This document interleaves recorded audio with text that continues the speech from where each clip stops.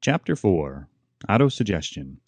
The medium for influencing the subconscious mind. The third step toward riches. Autosuggestion is a term which applies to all suggestions and all self-administered stimuli which reach one's mind through the five senses. Stated in another way, autosuggestion is self-suggestion. It is the agency of communication between that part of the mind where conscious thought takes place and that which serves as the seat of action for the subconscious mind. Through the dominating thoughts which one permits to remain in the conscious mind, whether these thoughts be negative or positive is immaterial, the principle of autosuggestion voluntarily reaches the subconscious mind and influences it with these thoughts. No thought, whether it be negative or positive, can enter the subconscious mind without the aid of the principle of autosuggestion, with the exception of thoughts picked up from the ether. Stated differently, all sense impressions which are perceived through the five senses are stopped by the conscious thinking mind and may be either passed on to the subconscious mind or rejected at will. The conscious faculty serves, therefore, as an outer guard to the approach of the subconscious. Nature has so built man that he has absolute control over the material which reaches his subconscious mind through his five senses, although this is not meant to be construed as a statement that man always exercises this control.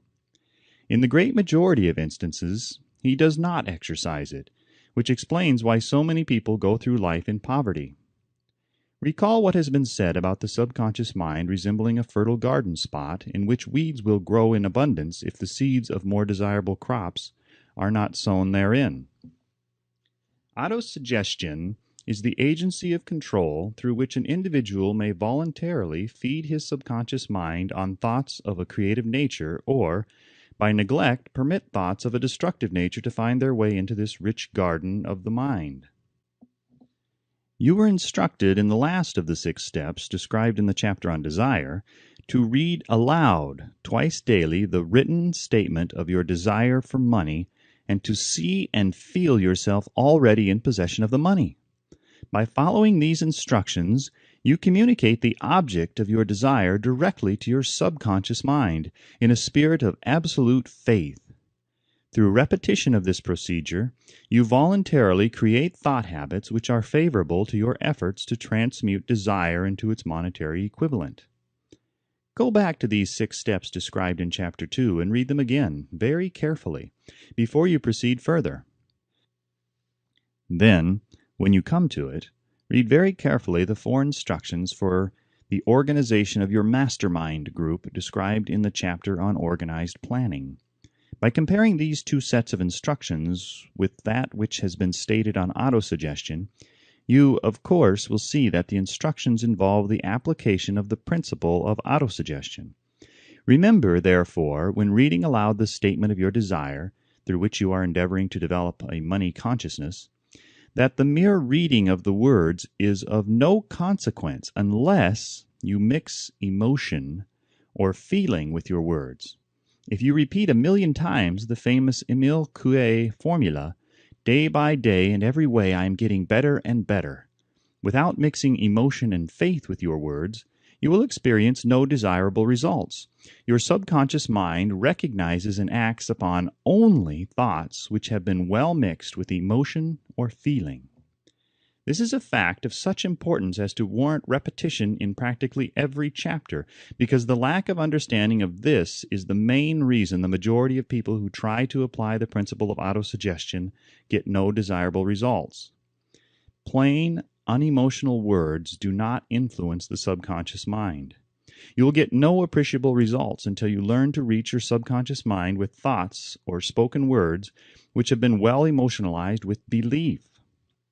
Do not become discouraged if you cannot control and direct your emotions the first time you try to do so. Remember, there is no such possibility as something for nothing. Ability to reach and influence your subconscious mind has its price, and you must pay that price. You cannot cheat, even if you desire to do so. The price of ability to influence your subconscious mind is everlasting persistence in applying the principles described here. You cannot develop the desired ability for a lower price.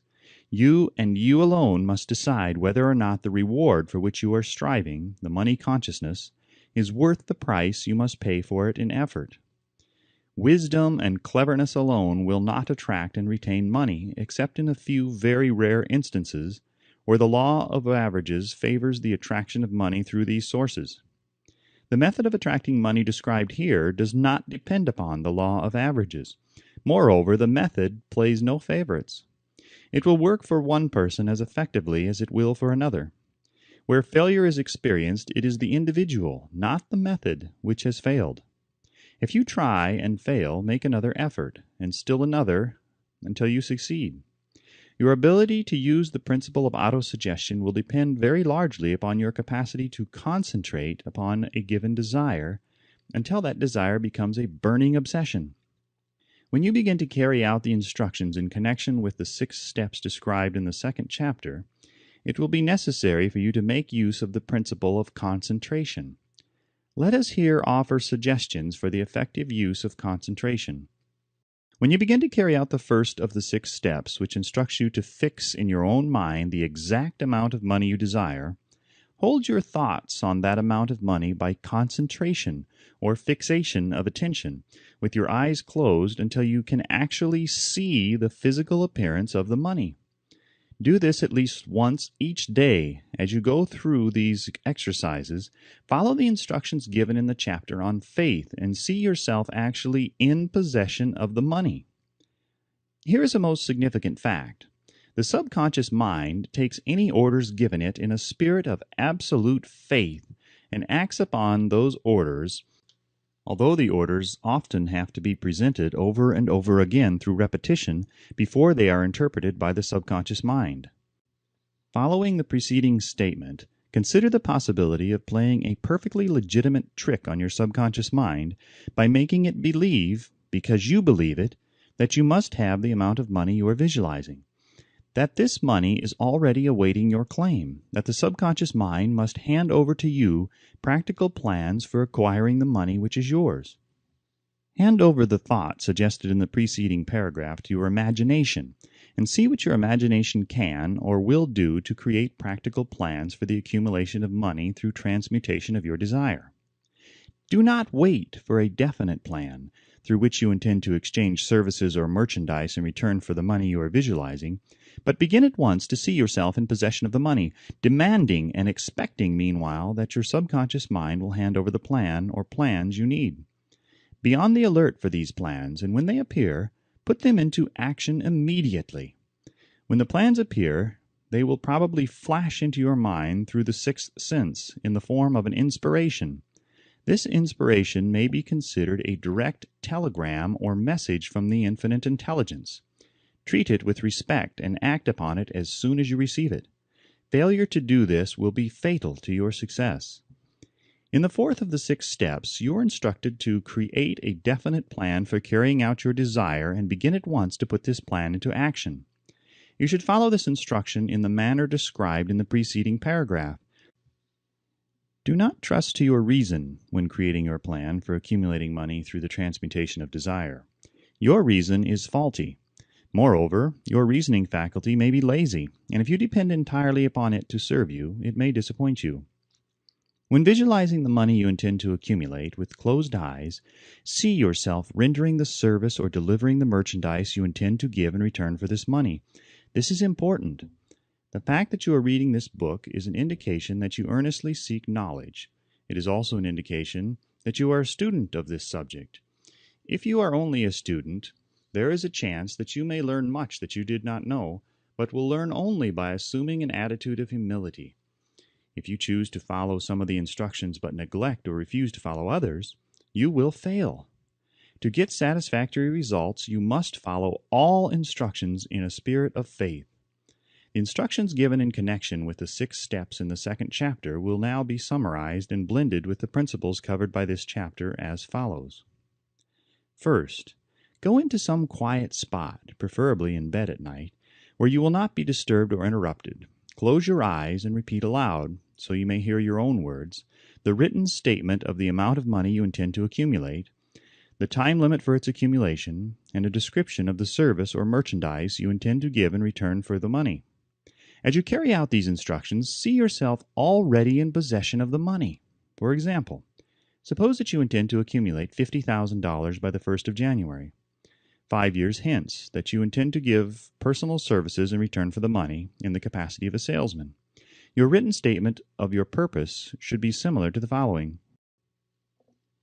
By the 1st day of January 2000 blank, I will have in my possession $50,000 which will come to me in various amounts from time to time during the interim.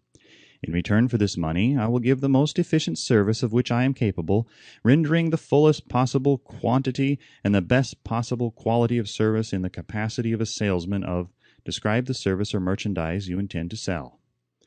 I believe that I will have this money in my possession. My faith is so strong that I can now see this money before my eyes.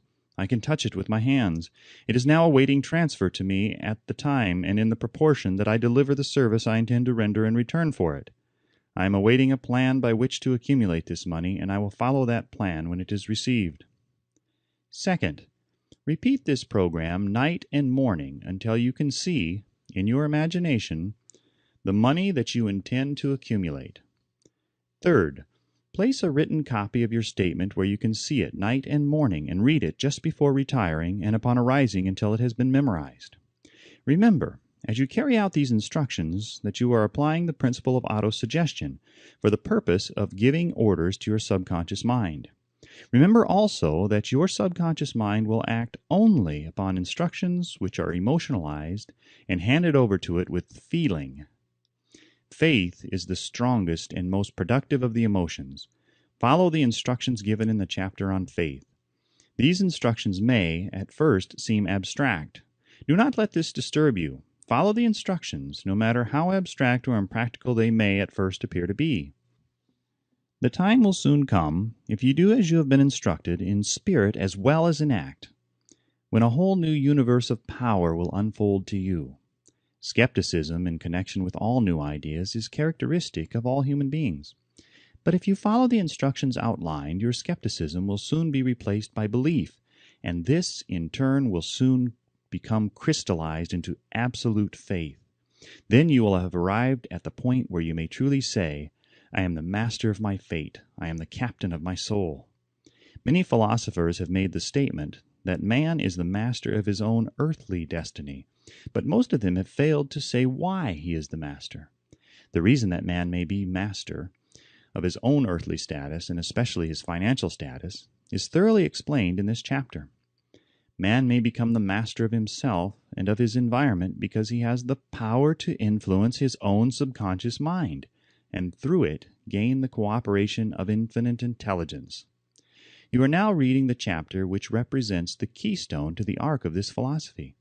The instructions contained in this chapter must be understood and applied with persistence if you succeed in transmuting desire into money. The actual performance of transmuting desire into money involves the use of autosuggestion as an agency by which one may reach and influence the subconscious mind. The other principles are simply tools with which to apply autosuggestion. Keep this thought in mind, and you will at all times be conscious of the important part the principle of autosuggestion is to play in your efforts to accumulate money through the methods described in this book. Carry out these instructions as though you were a small child. Inject into your efforts something of the faith of a child. The author has been most careful to see that no impractical instructions were included because of his sincere desire to be helpful. After you have read the entire book, come back to this chapter and follow in spirit and in action this instruction. Read the entire chapter aloud once every night until you become thoroughly convinced that the principle of autosuggestion is sound, that it will accomplish for you all that has been claimed for it. As you read, underscore with a pencil every sentence which impresses you favorably. Follow the foregoing instruction to the letter, and it will open the way for a complete understanding and mastery of the principles of success.